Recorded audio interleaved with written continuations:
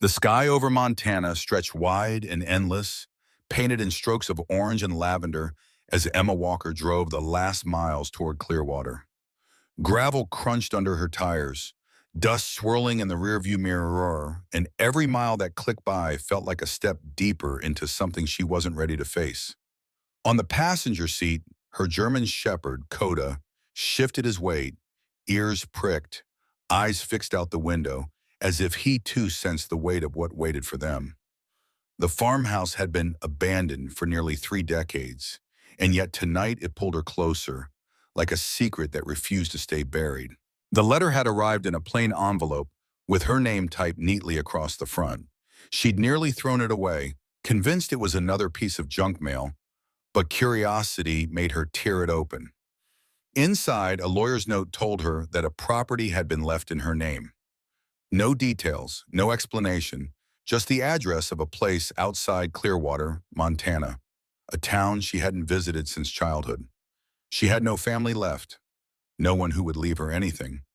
And yet here she was, staring at that letter in disbelief. Her stomach had tightened the moment she read the words. Inheritance wasn't always a gift. Sometimes it was a burden. As twilight sank into night, the outline of the farmhouse appeared ahead like a silhouette against the last glow of day. The structure stood on a slight rise, its roof sagging, windows broken, siding weathered to gray.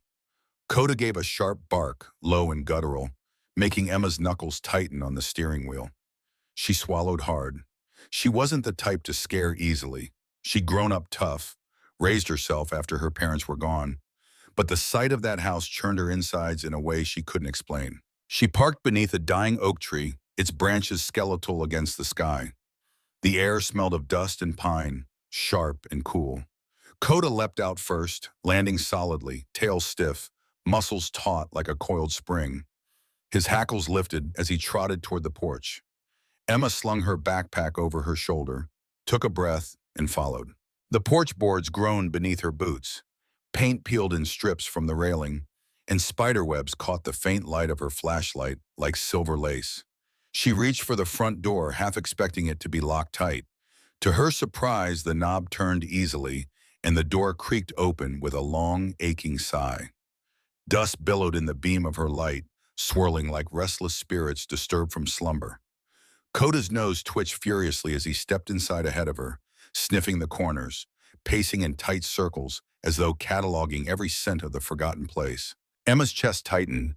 This wasn't just a house, it was a tomb of memories that weren't hers, a place that had held lives and then let them rot. She set her pack down and walked slowly through the entryway, shoes crunching over broken glass and old plaster. The wallpaper peeled in ragged strips, revealing wood underneath. She glanced toward the staircase and froze. A shadow cut across the landing. She blinked, lifted her flashlight, and found nothing. Just the creak of the house settling, wood moaning like it remembered pain. She shook her head, forcing a laugh that didn't sound right even to her own ears. "You're spooking yourself, Emma." But Coda didn't laugh. He stiffened, ears forward, gaze locked upward, and let out a deep growl that vibrated through the silence. Her voice softened, steadier than she felt. "Easy, boy, just an old house." But she knew better. Coda wasn't a pup anymore. He'd spent years as a canine in Denver, trained to track danger, trained to alert when something wasn't right. And if he said the house wasn't empty, then she had no reason to doubt him. She made her way into the kitchen, counters warped with water damage, rust stains around the sink, and a faint smell of mildew lingered. A single chair sat overturned near the corner. Coda sniffed it once, then barked sharply at the far wall. Emma followed the beam of her flashlight and noticed scratches along the baseboard. They weren't the kind you'd see from a mouse or raccoon. These were deliberate, human-sized gouges made by something sharp dragged along the wood. Her skin prickled. She backed away, forcing herself toward the living room. There she found stacks of newspapers from the 1980s, pages yellowed and brittle, headlines about farm prices, town parades, even a missing person notice, faded photographs of a young woman with hopeful eyes staring out at her. Emma held the paper longer than she meant to, her heart sinking as if that face was begging her not to look away. She folded it carefully and tucked it into her pack. Coda's nails clicked across the wooden floor as he moved toward the staircase again, looking back at her with an urgency she couldn't ignore. "You want me to go up there?" she whispered. His sharp bark echoed her answer. She sighed and started up, each step groaning like a warning. The air grew colder as she reached the landing, the flashlight beam trembling slightly in her hand. The hallway stretched long and narrow, doors hanging crooked on their frames. Coda sniffed at one in particular, pawing once, then sitting back as if waiting for her to open it. Emma twisted the knob. The door creaked wide, revealing a bedroom left in haste. The bed frame sat askew, sheets long decayed, but the closet door was shut tight. Emma reaching for it, fingers brushing the handle, when Coda shoved past her, barking furiously. She yanked the door open, hard hammering, only to find it empty save for a pile of rotted clothing and one leather-bound notebook on the floor. She crouched, lifted it, and dust flew into the air. Inside, faded ink scrawled across the first page. Names, dates, amounts, ledger entries, and at the bottom, 3 initials, carved hard enough to cut through the paper. Before she could study it, the sound of something heavy shifted downstairs. She froze, breath shallow. Coda's growls low and constant. Someone else was here, or something was. She killed the flashlight and held her breath, listening. The silence returned, thick and absolute. Emma swallowed, clutched the notebook, and whispered to Coda, "We're not alone, are we?" His steady growl was all the answer she needed. This was only the beginning. Halfway down the hallway, Emma leaned against the peeling wall and closed her eyes for a moment. She could feel fear trying to choke her, but she pushed it back with a steadying breath. "Whatever this is, we'll figure it out," she whispered to Coda, though she wasn't sure if she was reassuring him or herself. The dog nudged her hand, grounding her in the way only he could. And right here, I want to pause and invite you, if stories of brave animals and their human partners mean something to you, make sure to subscribe to our channel, Heroes for Animals. Every story we tell is about courage, loyalty, and the bond that carries us through even the darkest nights. Emma pocketed the notebook, forcing herself to move again, though every nerve screamed at her to run. She descended the stairs slowly, Coda at her side, and when they reached the first floor again, she flicked her light toward the kitchen. The chair was no longer overturned. It now sat neatly against the table, as though someone had quietly put it back in place. Her blood ran cold. Coda snarled, his body stiff as a statue, eyes fixed on the back door. Emma raised the flashlight, but the door stood closed, unmoving. She shook her head. "We're not staying here tonight," she murmured. She grabbed her pack, notebook inside, and hurried outside with Coda close at her heels. The night air was sharp, smelling of pine and dust, but it felt safer than the suffocating silence of the farmhouse.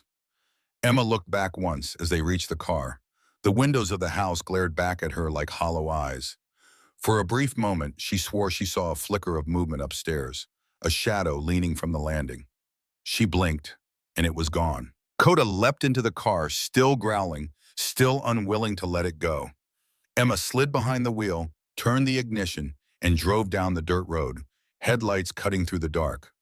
She didn't know what she had stepped into or why that property had been left to her. But one thing was clear. The farmhouse wasn't just old wood and dust.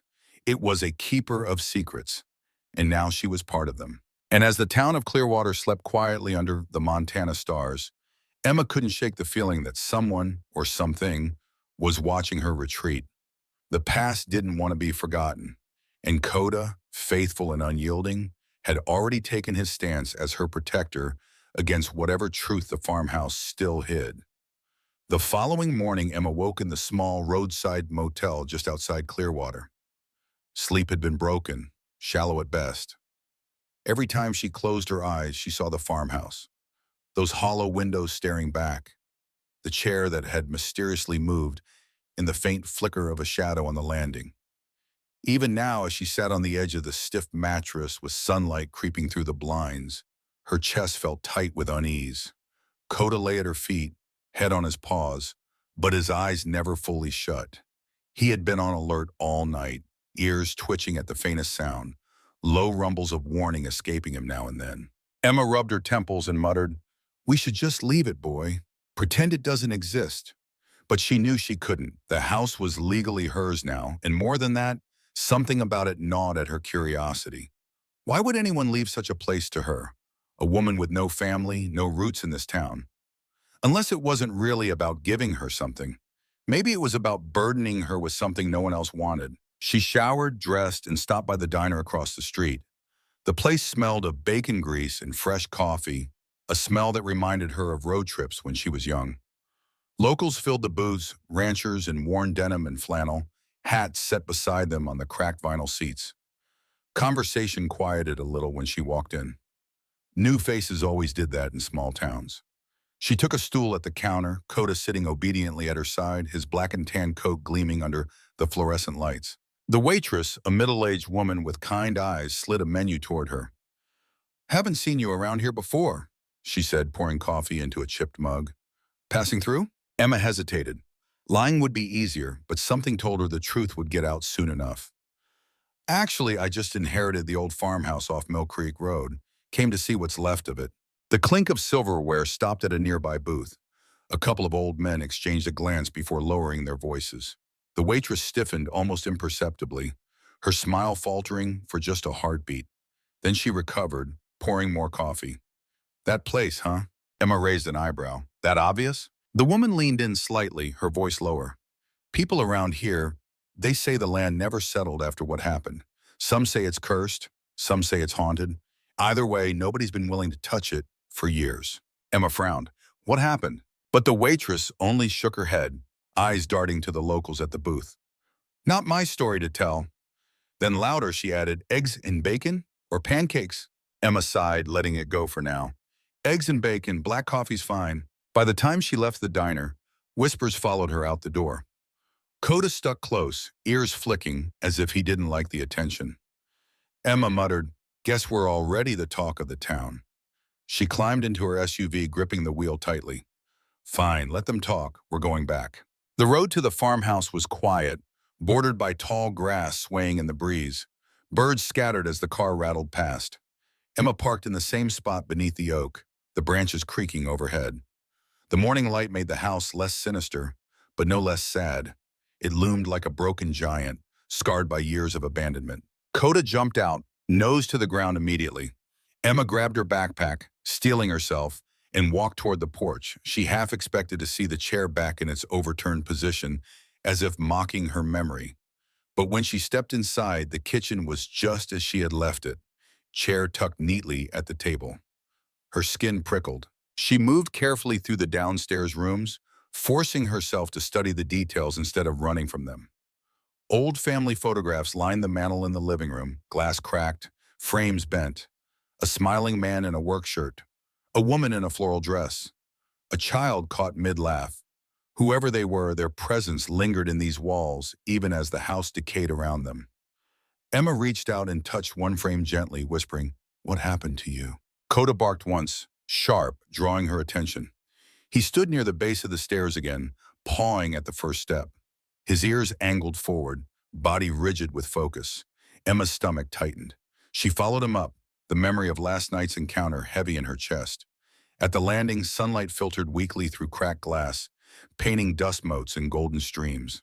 Coda went straight to the same bedroom as before, sat down at the door, and looked back at her expectantly. "All right," she muttered, pushing it open. The air inside felt heavier today. She stepped carefully, flashlight in one hand though the sun cut through the curtains enough to see. The ledger notebook she'd found last night sat on the floor where she had dropped it. She picked it up, flipping through more pages. Dozens of names, each with numbers beside them. Some were crossed out, others circled. She didn't recognize any, though one name appeared several times. Marjorie W. Emma whispered it aloud, and for a moment the silence pressed closer. She shook it off and kept flipping until a folded scrap fell out. She unfolded it with trembling fingers. Inside was a hand-drawn map of the property. At the far end of the acreage, near the creek, an X marked something. Before she could process it, Coda growled. Deep, low. She looked up sharply. The closet door was cracked open. She could swear she'd left it shut. Her breath caught as the door creaked wider by itself, hinges groaning. Emma dropped the map back into the notebook, her flashlight beam cutting through the dark. Nothing. Just the same pile of clothes. But Coda stood ready to spring, his whole body quivering with alertness. Emma backed out, heart pounding. "We're checking that map, boy. Let's see what's out there." They left the farmhouse behind and trekked across the field, tall grass brushing against Emma's jeans.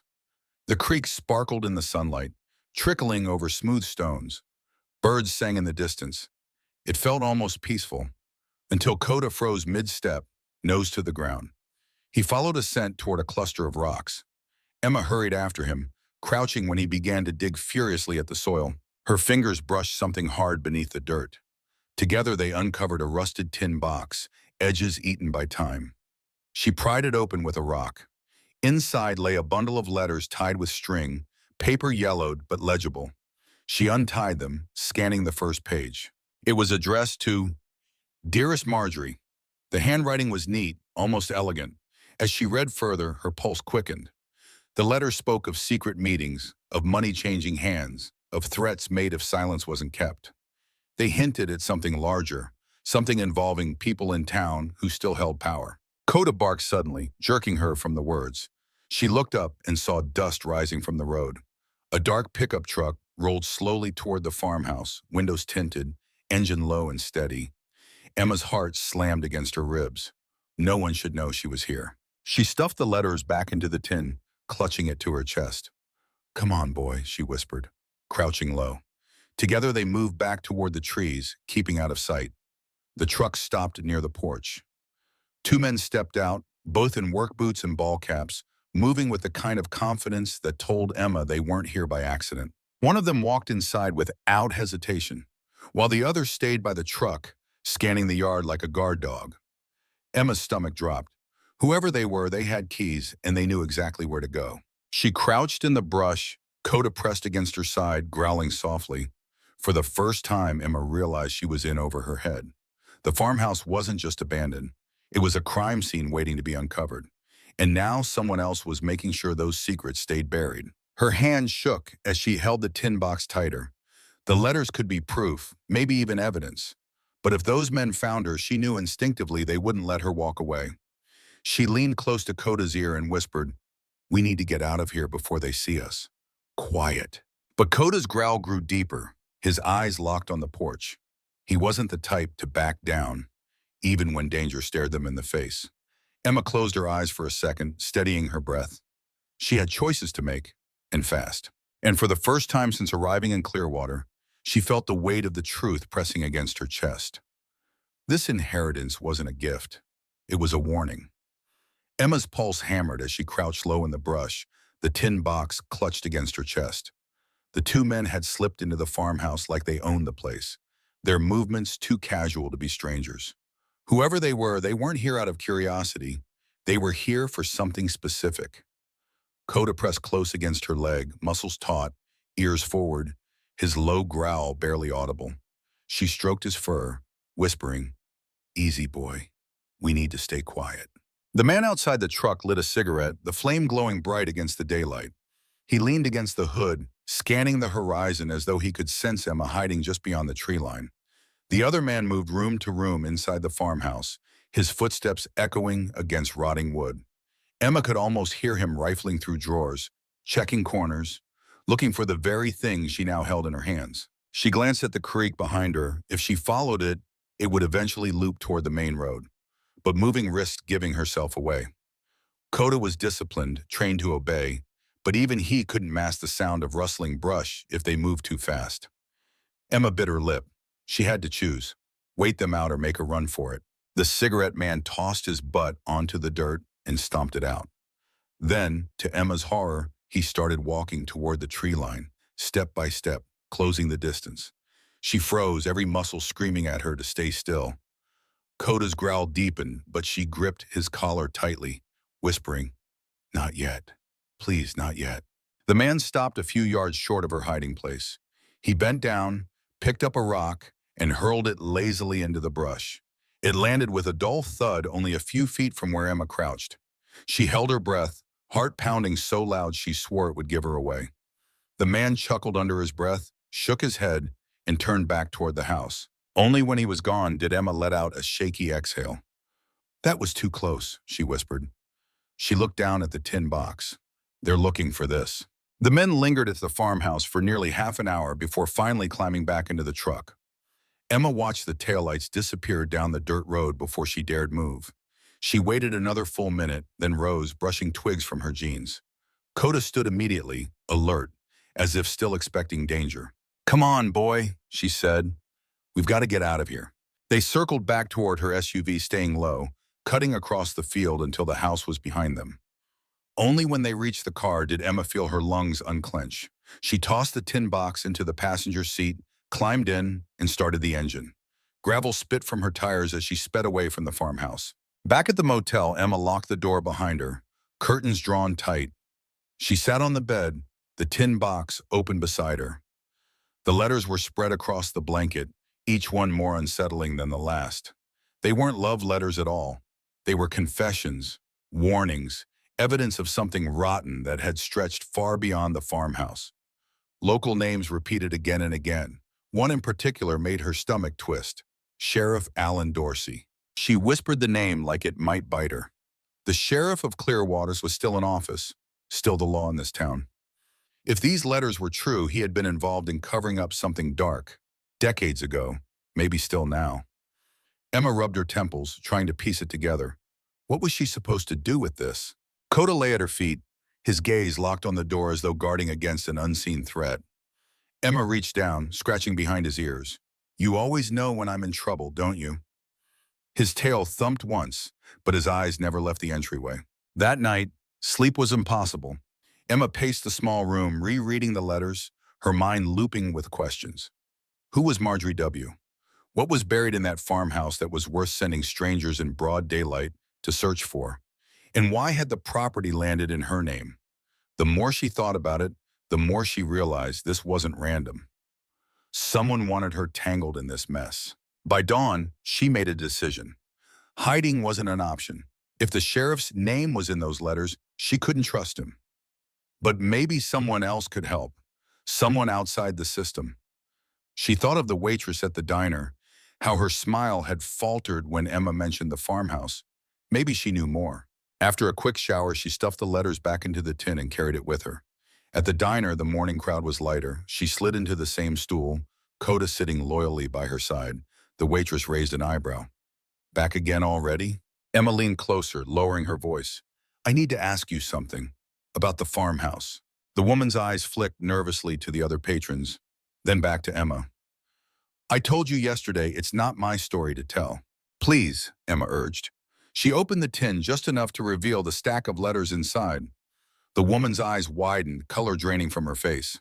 "Where did you find those?" she whispered harshly. Emma swallowed. "Hidden near the creek. Someone came looking for them yesterday. 2 men, they had keys to the place." The waitress's hands trembled as she set down the coffee pot. "You shouldn't have those. If they know you've got them, you're in real danger." Emma's stomach sank. "Who are they?" The woman shook her head, biting her lip. "All I can say is people around here have long memories. Some of those names," she gestured toward the tin, "they still hold power, and they'll do whatever it takes to keep their secrets buried." Emma opened her mouth to press further, but the bell over the door jingled. 2 uniformed deputies walked in, nodding at the locals as they took a booth in the corner. The waitress stiffened, her voice dropping to a whisper. "Don't stay here. Don't ask questions where people can hear. If you value your life, leave town." Emma's pulse raced. She gathered the tin, slid money onto the counter, and hurried out with Coda. The deputy's eyes followed her, suspicion already brewing. Back at her SUV, she gripped the steering wheel tight. Leaving town might be the safest option, but every instinct told her running wasn't enough. She needed to know the truth, and Coda, calm but alert, seemed to sense her resolve. She drove back to this farmhouse, the road feeling heavier now, every mile like a step deeper into quicksand. This time, instead of parking out front, she pulled off near the tree line and cut the engine. She grabbed her flashlight, the tin box, and stepped out. Coda followed, tail stiff, ears pricked. Inside, the house was quiet again. Dust motes danced in the beams of light, but the silence didn't feel empty. It felt like someone was listening. Emma retraced her steps upstairs, holding the notebook tight in her other hand. She flipped back to the map she'd found tucked in its pages. The X near the creek wasn't the only mark. There was another, this one inside the house, beneath the stairs. Her throat tightened. She crouched by the staircase, running her hands along the baseboards until she felt the faint outline of a panel. Coda pawed once, confirming her suspicion. With effort, she pried it loose, coughing as dust exploded into the air. Behind the panel was a hollow space. Inside, wrapped in cloth, was a small lockbox. Emma pulled it out, heart pounding. She set it on the floor, wiped away layers of grime, and tried the rusted key she'd found hidden under the floorboards 2 nights ago. To her shock, it fit. The lock clicked, and the lid creaked open. Inside lay a stack of photographs, each one darker than the last. Men in suits shaking hands in the farmhouse. A sheriff's badge visible on one man's chest. Women standing off to the side, eyes empty. Documents laid out on the kitchen table. Signatures at the bottom. Every photo told a story Emma didn't want to believe. Her stomach twisted. This wasn't just corruption. It was exploitation. Blackmail. Lives ruined, maybe ended inside these walls. And now, by some twisted fate, she was holding proof. Coda barked suddenly, spinning toward the front door. Heavy footsteps crunched across the porch. Emma froze, the photographs trembling in her hands. Whoever it was, they weren't knocking this time. The door creaked open. Emma's breath caught as a voice called out into the darkness of the house. "Miss Walker, we need to talk." Her blood ran cold. It was the sheriff. And Coda, loyal as ever, stood between her and the doorway, growl echoing through the hollow farmhouse as the truth closed in around them. The sound of boots on the porch echoed through the hollow farmhouse, steady and deliberate. Emma clutched the photographs to her chest, her pulse thundering in her ears. Coda stood planted between her and the doorway, his hackles raised, a growl rumbling so deep it vibrated against the floorboards. She could already make out the shadow stretching across the cracked entryway as the sheriff stepped inside. "Miss Walker," Sheriff Alan Dorsey's voice carried an unsettling calm, the kind of drawl that sounded friendly if you weren't listening too closely. But Emma heard the steel underneath, the warning laced in every syllable. "No need to hide. I know you're in here." Her breath caught. She had seconds to choose, run deeper into the house or stand her ground. Running would trap her. Staying gave her at least a chance. She squared her shoulders, forcing her legs not to shake, and stepped out from the stairwell with Coda pressed at her side. The sheriff stood in the doorway, sunlight at his back, his wide-brimmed hat shadowing his face. Even in the dim light, Emma could see the badge glinting on his chest. He looked older than the photographs, his frame heavier, but there was no mistaking him. The same man captured in those images decades ago, shaking hands at the kitchen table. Coda snarled, teeth bared, every muscle coiled tight. Emma laid a hand on his neck, whispering, "Easy, boy." Then louder she said, "Sheriff, what are you doing here?" Dorsey's gaze swept the room, lingering on the photographs in her hands. He smiled faintly, though it never reached his eyes. "Funny thing, word gets around when someone stirs up ghosts that were better left alone.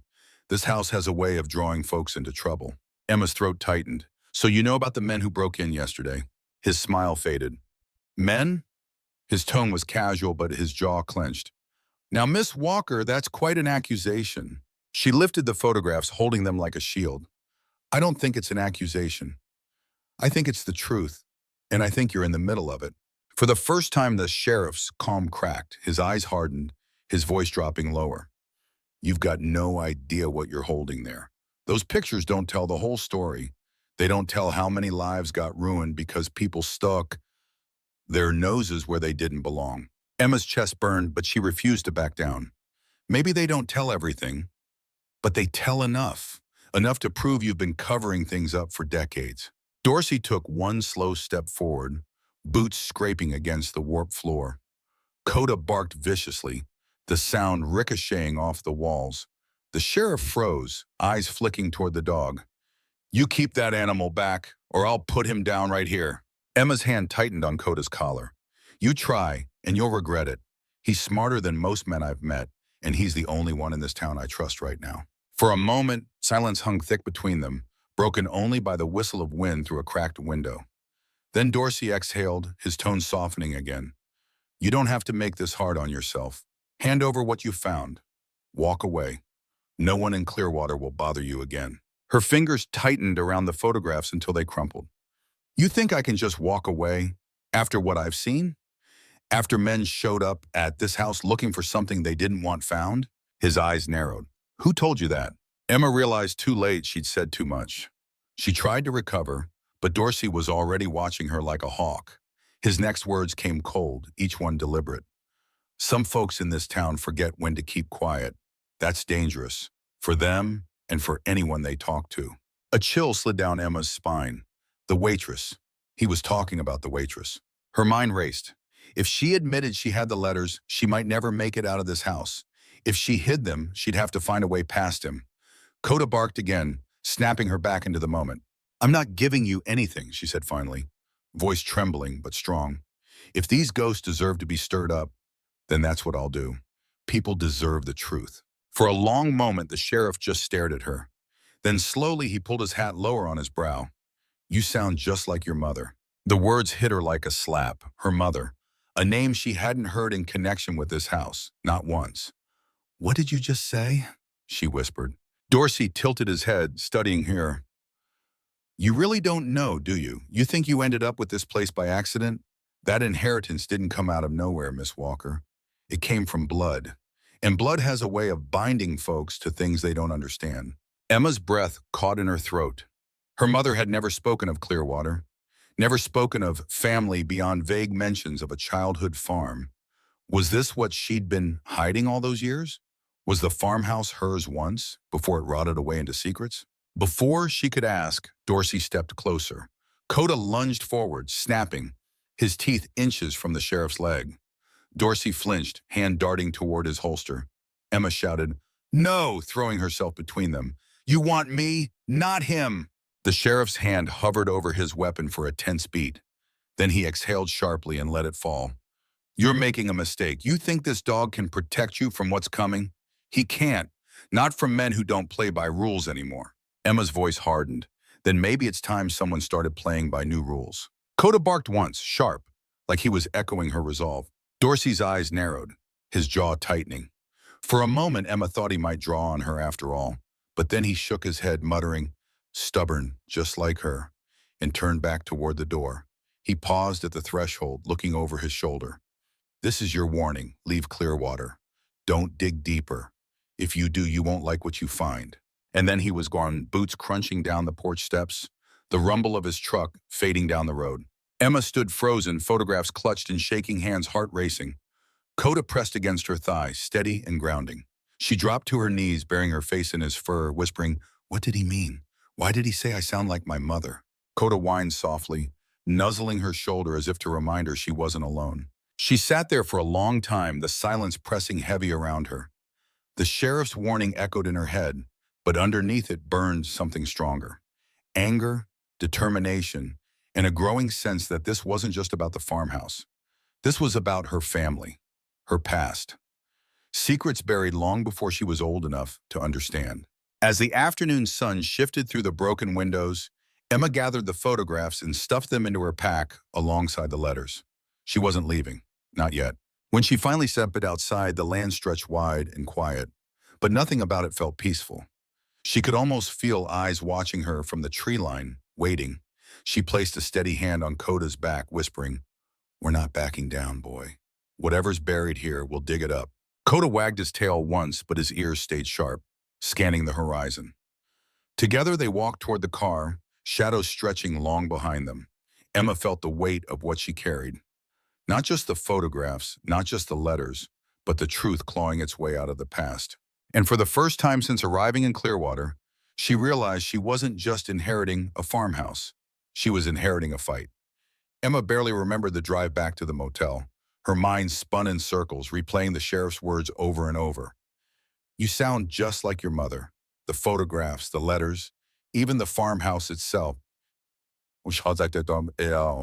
All of it was tangled with her family in ways she had never imagined.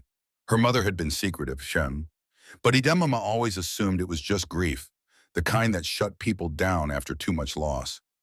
Never once had she considered that her mother might have been running from something. By the time she pulled into the motel parking lot, her hands were trembling. She sat in the car for several minutes, forehead resting against the steering wheel, while Coda leaned against the seat beside her. His steady warmth grounded her, his eyes sharp as always, watching the lot for any movement. Finally, Emma whispered, "You're the only thing keeping me sane, boy." He thumped his tail once as if to say he understood. Inside the motel room, Emma spread the photographs and letters across the bedspread. She forced herself to study them carefully, though every page made her stomach tighten. The letters were signed by different men, but the handwriting often circled back to the same handful of names. Dorsey appeared more than once, but he wasn't alone. Local ranchers, businessmen, even a pastor, all tied to whatever dealings had been centered in the farmhouse decades ago. And then there was that one name again and again, Marjorie W. Emma whispered it under her breath, tracing the ink with her finger. Marjorie Walker. Her mother's maiden name had been Walker. Could it be that simple, or was it just coincidence? She sifted through the letters again until one caught her breath. It was signed by someone named A.D., Alan Dorsey himself, and it was addressed to Marjorie directly. "You'll keep your silence. If you don't, we'll both burn for it." Emma dropped the letter as though it had scalded her. Her chest heaved, her throat dry. Coda stood and nudged the letter with his nose, then looked back at her with questioning eyes. Emma whispered, "She was part of this. Mom was part of this." But the thought didn't sit right. Her mother, stern but gentle, who had worked 2 jobs to keep Emma fed, who had sung quietly to herself while washing dishes late at night. How could she be tangled in something so foul? Unless she hadn't been a participant at all. Unless she had been a witness or a victim. A sharp knock on the motel door snapped her head up. Coda exploded into barking, his chest rumbling as he planted himself in front of the door. Emma froze, heart racing. Another knock followed, louder this time. "Miss Walker? Sheriff Dorsey here. We need to finish our conversation." Her blood ran cold. She grabbed the letters, shoving them back into the tin box. Coda's barking grew fiercer, echoing through the thin walls. She crept to the window, pulled the curtain just enough to peek outside. The sheriff's cruiser sat in the lot, lights off, his shadow cast against the door. Emma's mind raced. If she opened that door, there was no telling what he'd do. But if she didn't, he might just force his way in. Coda's snarl vibrated through the air, a promise that he wouldn't let anyone touch her without a fight. Emma's hand brushed against the phone on the nightstand. She snatched it up, dialing 911 with trembling fingers.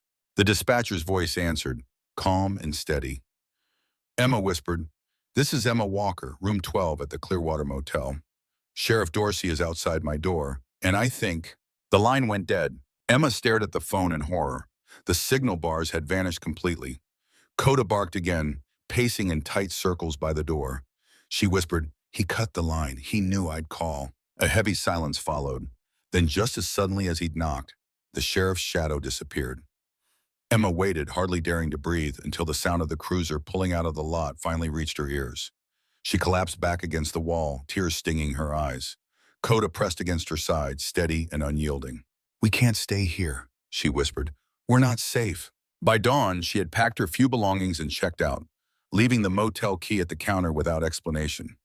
She drove aimlessly at first, gravel roads winding through farmland and pine forests, until she pulled over near the creek by the farmhouse. She parked beneath the cover of trees, killed the engine, and sat quietly with Coda. She needed answers, but she couldn't get them alone. If the sheriff was involved, she couldn't go to the local police, maybe the state authorities, maybe even the FBI. But she needed more than just a box of old letters and photographs. She needed undeniable proof. And something in her gut told her it was still hidden at the farmhouse. Coda jumped from the car, nose to the ground immediately. Emma followed, flashlight and pack slung over her shoulder. The morning was quiet except for the rush of water over stones. Birds scattered from the trees as they crossed the field. The house loomed ahead, sagging and broken, yet still defiant. Inside, Emma moved quickly, heading straight for the staircase. She knew there had to be more. Coda padded close, ears twitching at every sound. At the top of the stairs, she paused, listening. The silence pressed heavy, like the house itself was holding its breath. She whispered, "Show me, boy. What am I missing?" Coda sniffed along the hallway, then stopped outside the same bedroom where she'd first found the notebook. He pawed at the floor near the bed, barking once. Emma knelt, running her hand along the boards until her fingers caught a loose edge. With effort, she pried it open. Beneath the floorboards was a small wooden chest, its brass latch tarnished but intact. Emma hauled it out, her hands trembling. She used the same key from before, praying it would fit. The lock clicked, the lid creaked, and inside lay a stack of journals. Her breath caught as she opened the first one. The handwriting was her mother's. Page after page, her mother had written about Clearwater, about the farmhouse, about the things she had seen as a young woman. Names, dates, places, threats made, people hurt. And in one entry written in shaky script, the words that made Emma's blood run cold. If anyone ever finds this, know that I stayed silent to protect my daughter. But silence won't save her forever. The truth will find its way back. Emma's hands shook as she turned the pages. Coda whined softly, pressing his head against her arm. She whispered, she knew it would come for me one day. Her stomach twisted. This wasn't just about the town or the sheriff or even the farmhouse. This was about her mother's life and, by extension, her own. The inheritance hadn't been a gift. It had been a message. Her mother's way of forcing her to confront what she had tried so hard to bury. A sudden crash from downstairs jolted her upright. Coda barked furiously, spinning toward the hallway. Emma stuffed the journals into her pack, heart hammering. Voices echoed from below. 2 men this time, their footsteps heavy as they spread through the house. Emma's mind raced. The window. It was the only way out. She yanked it open, cold air rushing in. She gestured sharply to Coda, whispering, "Go!" He leapt gracefully through, landing on the soft earth below. Emma swung her leg over the sill just as the bedroom door burst open. One of the men shouted, "She's got it!" Emma jumped, hitting the ground hard, rolling to absorb the impact. Coda was instantly at her side, barking savagely. She scrambled to her feet, sprinting toward the tree line as shouts followed, footsteps pounding behind them. Branches whipped her arms as they plunged into the woods, breath ragged, adrenaline surging. She clutched the pack tight against her chest, the journals pressing into her ribs. Coda darted ahead, then circled back, guiding her like the trained protector he was. They ran until the shouts faded, until only the sound of rushing water and pounding hearts remained. Emma collapsed against a tree, gasping for breath. Coda stood guard, chest heaving, eyes locked on the darkness behind them. Emma pressed her forehead to the rough bark, whispering, "We can't do this alone. We need help, real help." And in that moment, she knew the next step. The farmhouse held more than just secrets. It held proof, but proof meant nothing if it never saw the light of day. She had to get these journals to someone outside Clearwater, someone the sheriff couldn't control. She looked down at Coda, who stood steady, loyal as ever. "We're going to finish what she started, boy, whatever it takes." Coda wagged his tail once, then turned back toward the path, ready to lead her further into the fight she hadn't asked for but could no longer avoid. Emma didn't sleep that night.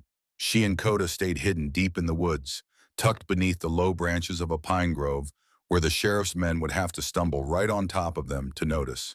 She'd used her jacket as a blanket, leaning against the rough trunk of a tree, but her eyes never fully closed. Every snap of a twig, every rustle in the brush set her nerves on edge. Coda lay stretched across her feet, head up, ears twitching, a silent sentinel.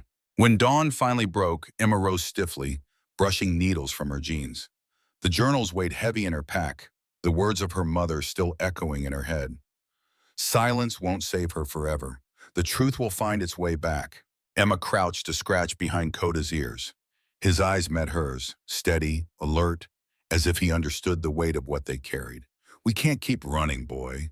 We've got to get this out." She made her way carefully through the woods, following the creek until it bent toward the highway. Each step felt exposed, but staying put meant waiting for the sheriff's men to close in. By mid-morning, the tree line broke open, and she spotted a gas station at the edge of town.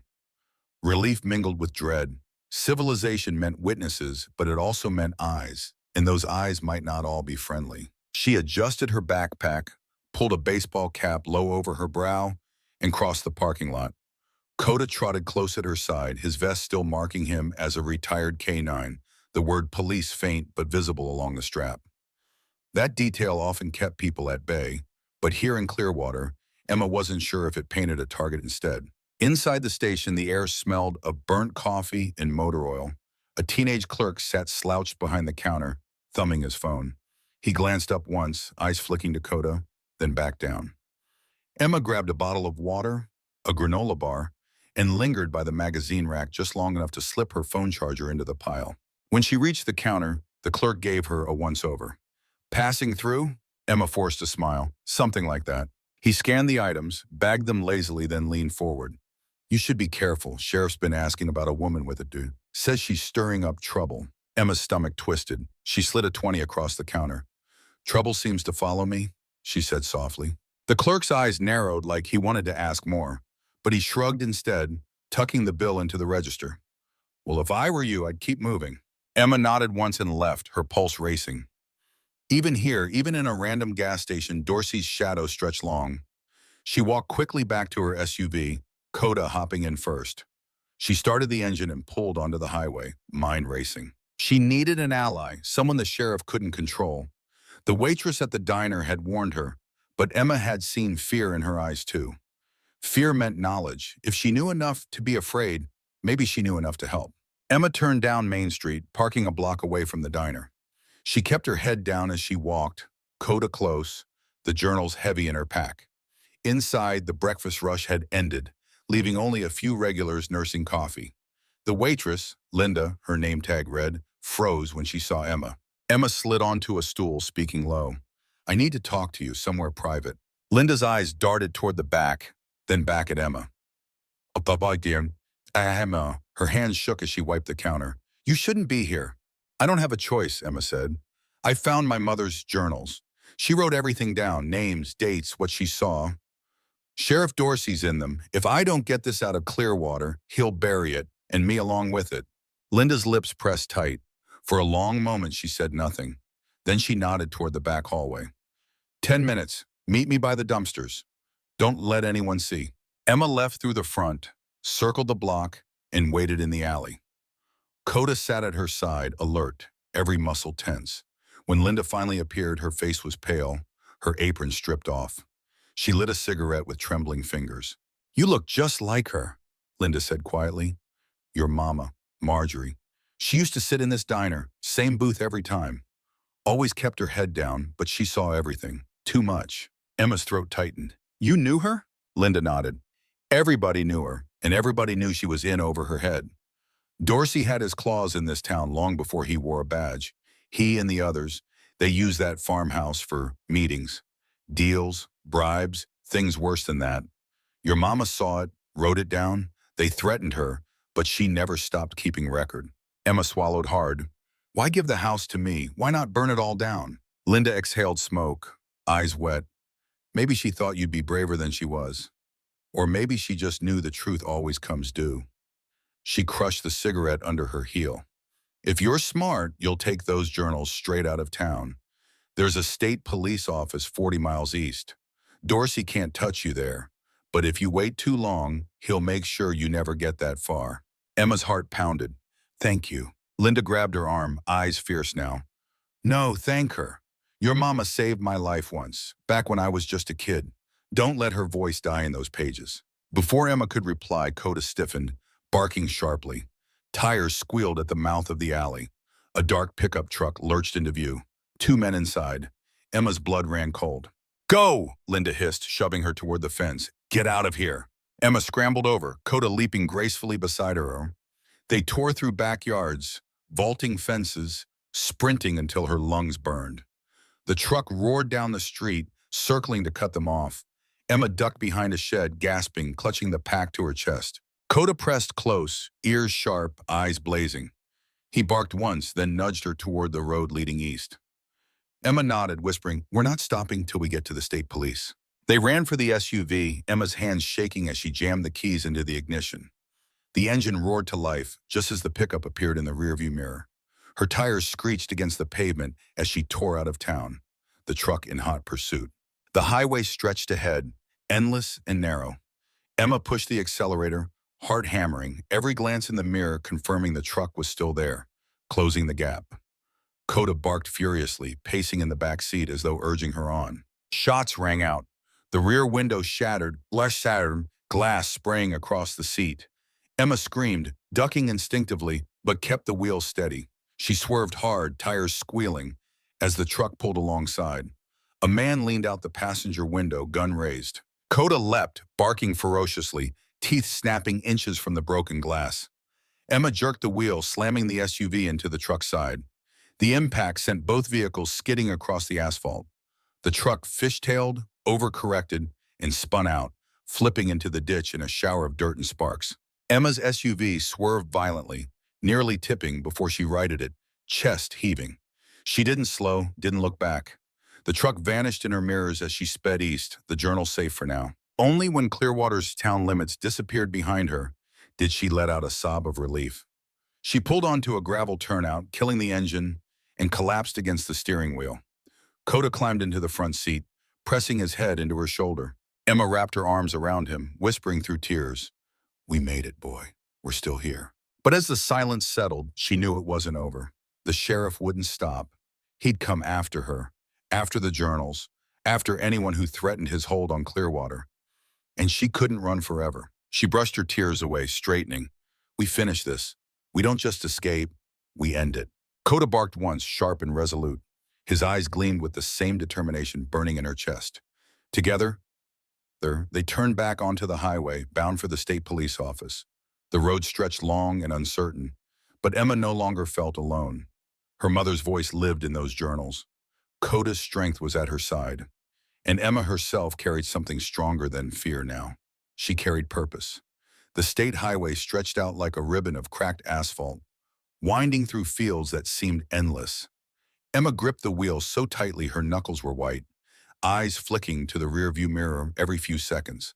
She had put miles between herself and Clearwater, but she couldn't shake the feeling of being chased. The pack sat on the passenger seat, her mother's journals secured inside, every bump in the road making them shift like a restless burden. Coda sat tall in the back seat, ears pricked, eyes sharp on the horizon as if he too was waiting for the next threat to show itself. The sun had just begun to climb, burning through the morning haze. Emma tried to steady her breathing, reminding herself she was almost there. The state police office in Billings was still an hour's drive away, but every mile she covered felt like another piece of armor.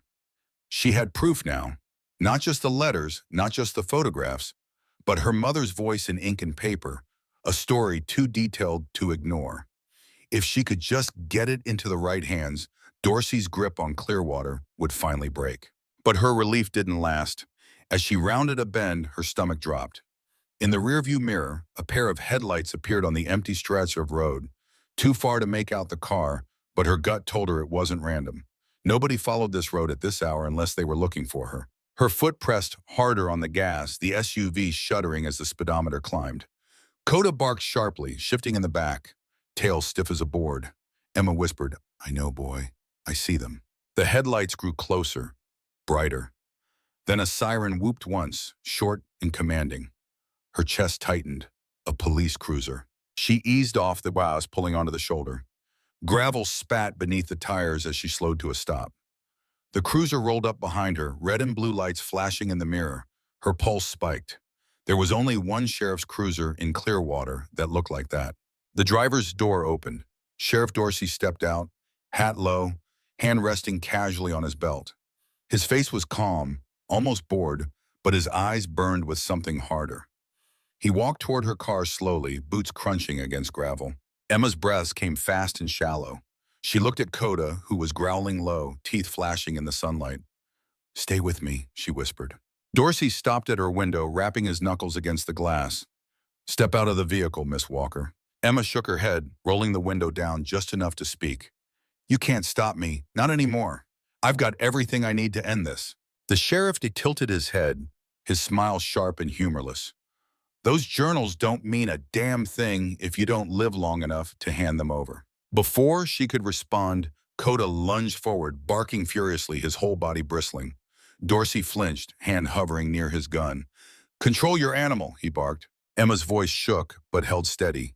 "He's not just an animal. He knows who you are, and he knows what you've done." Dorsey's jaw tightened. "You think anyone will believe the word of a disgraced family and a dog? The men in those books are still powerful. The truth dies if I say it does." Something inside Emma snapped. She shoved the door open, forcing him back a step. Standing tall, her voice rang clearer than she felt inside. "Not this time. Not anymore. My mother's voice is in those journals, and I won't let you silence her again." For a moment, silence hung heavy. The road stretched empty around them, the fields whispering in the wind.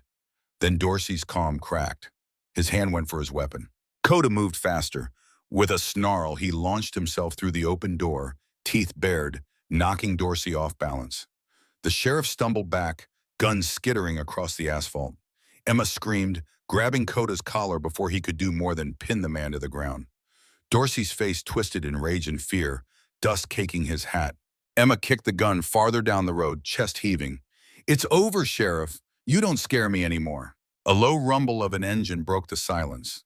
Emma looked up to see another cruiser cresting the hill. A state trooper, this time.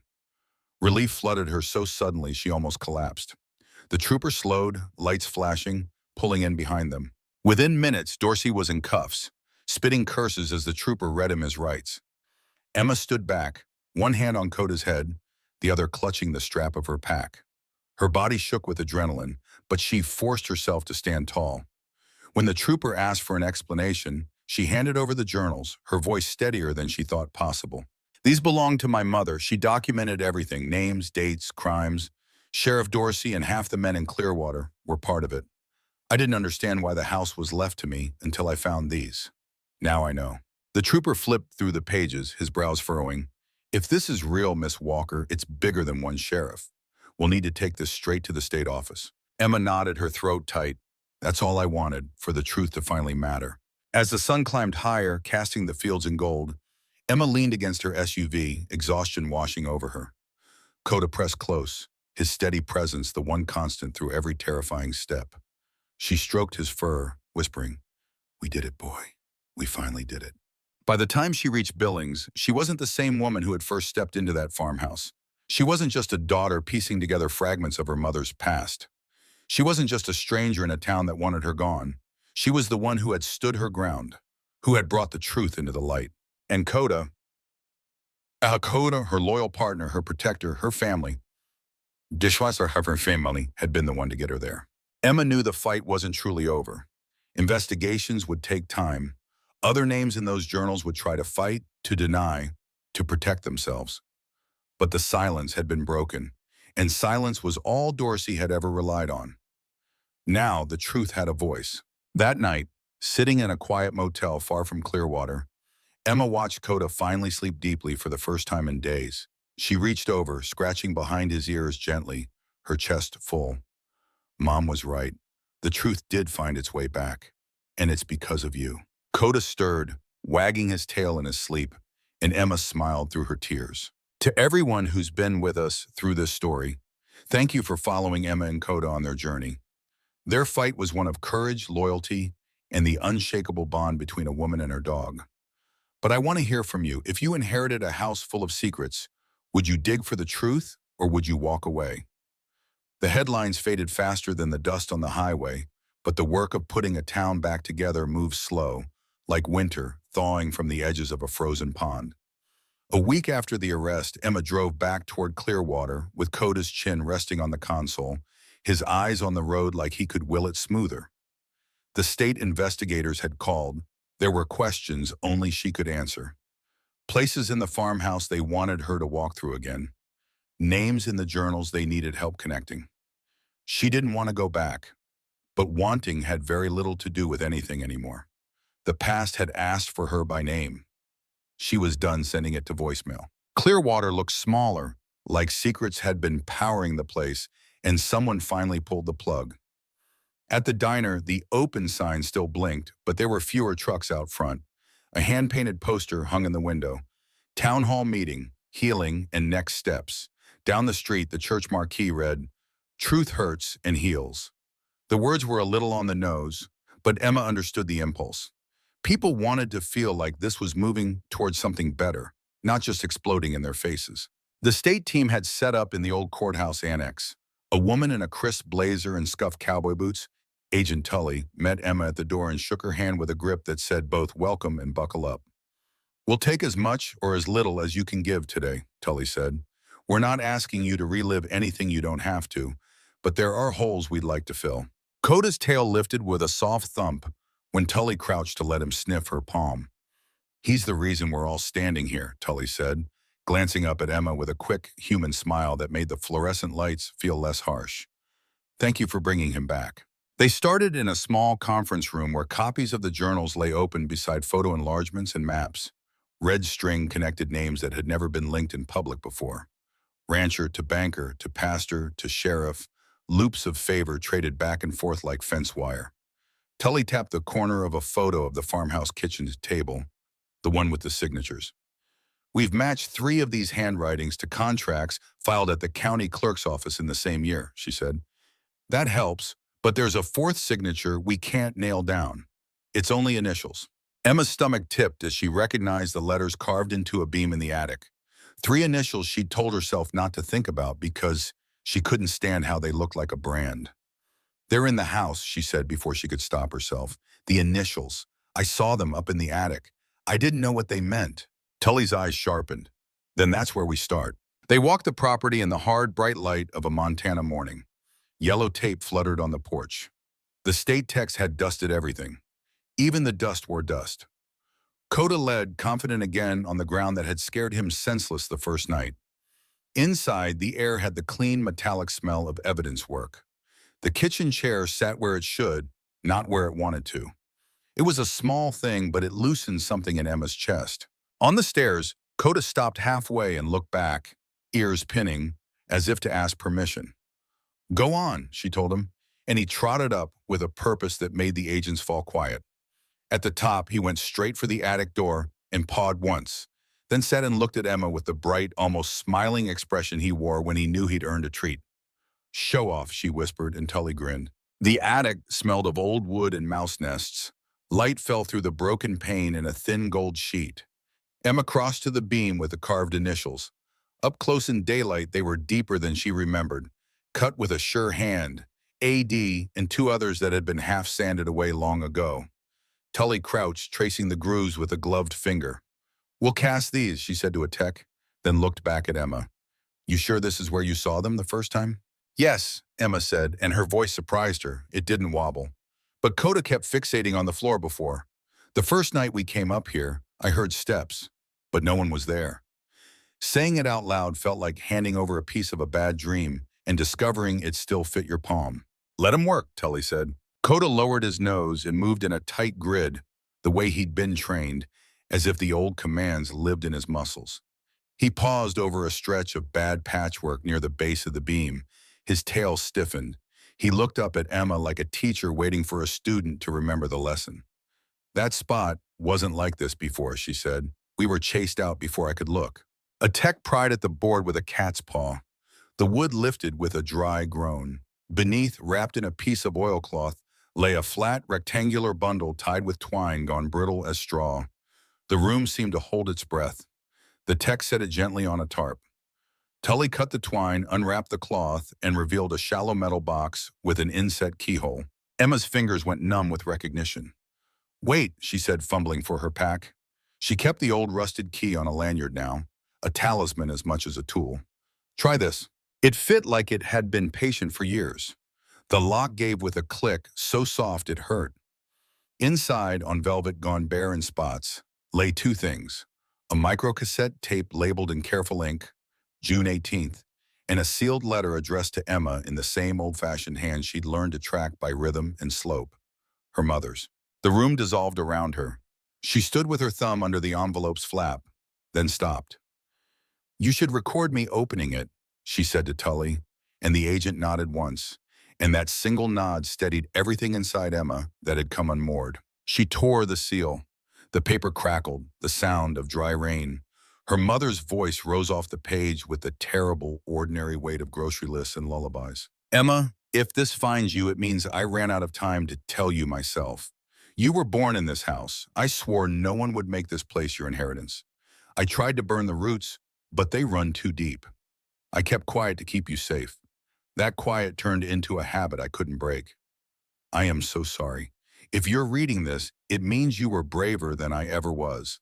The tape is insurance. It was the only way to make a man who thinks he's bigger than God hear his own voice. Agent Tully reached for the recorder like she was moving underwater. We'll need to process this, she said softly, but her eyes flicked to Emma's face, and there was something like respect there. not pity, and that made it possible to keep breathing. Back at the annex, a tech cleaned the microcassette heads and threaded the tape. The old machine whirred with a thin mechanical song. Static first, then the clink of glass, then voices layered like fence posts. One low and easy, one pitched higher with nerves. Then the one Emma knew now without introduction. Dorsey, easy as always, casual as a neighbor discussing rain. The content wasn't casual.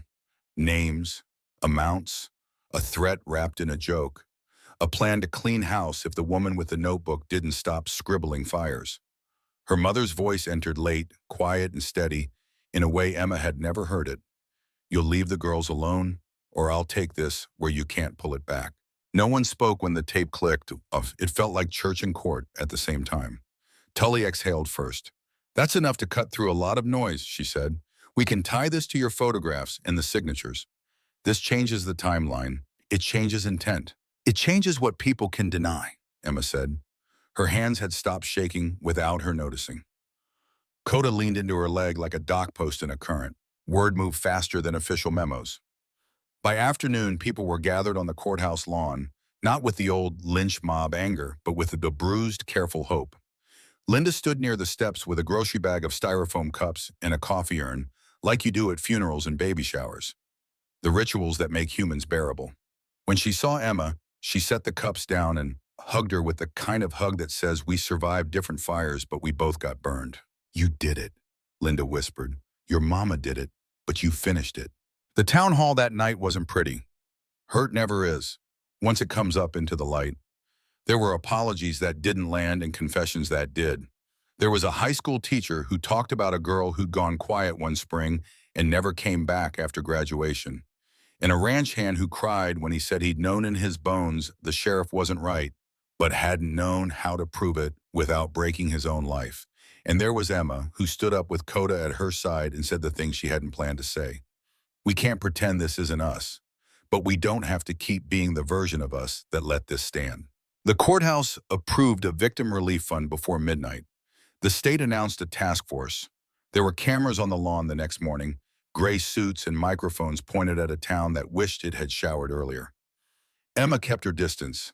She gave one interview only, standing in front of the farmhouse, Coda sitting like a stone pillar. I'm not the hero, she said, and Coda huffed like he'd accept half credit. My mother kept a record. The state listened. The town is choosing to change. I just brought a dog who can find what people try to hide. A month later, with permits and a lot of volunteer labor, the farmhouse stopped looking like a wound and started looking like a promise. Rot was ripped out. Windows replaced. The attic was left visible behind plexiglass, beam and initials preserved like a museum exhibit of what hubris carves when it thinks it won't get caught. In the kitchen, the table returned, but this time people signed their names to volunteer lists and donation checks. On the porch, a brass plaque read, The Walker House, a place for recovery and truth.